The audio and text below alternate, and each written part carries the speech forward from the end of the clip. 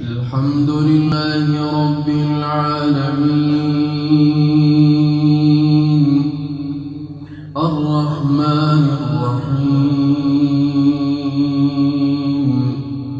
مالك يوم الدين إياك نعبد وإياك نستعين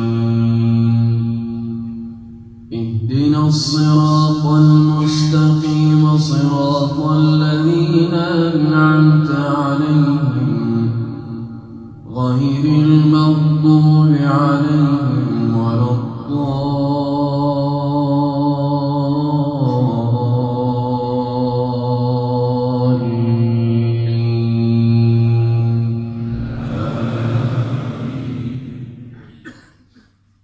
تلك الدار الآخرة نجعلها للذين لا يريدون علوا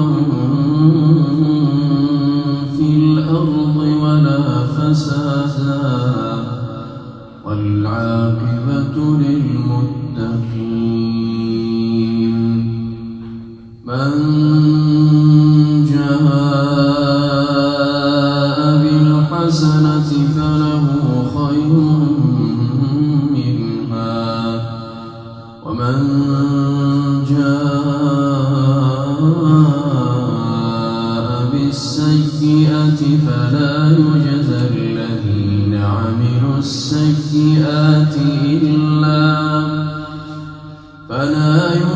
الذين عملوا السيئات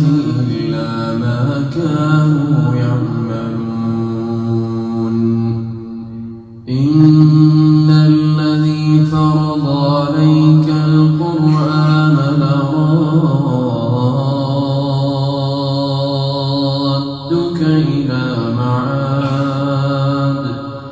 قل ربي أعلم من جاء بالهدى ومن هو في ضلال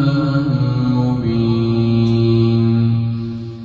وما كنت ترجو أن يلقى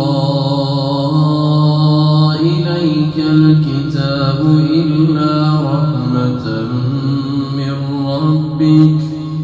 فلا تكونن ظهيرا للكافرين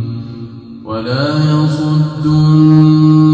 عن آيات الله بعد إذ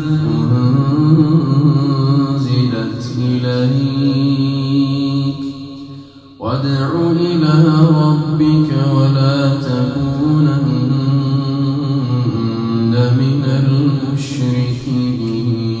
المشركين ولا تدع مع الله إلها آخر لا إله إلا هو كل شيء هالك إلا وجهه له الحكم وإليه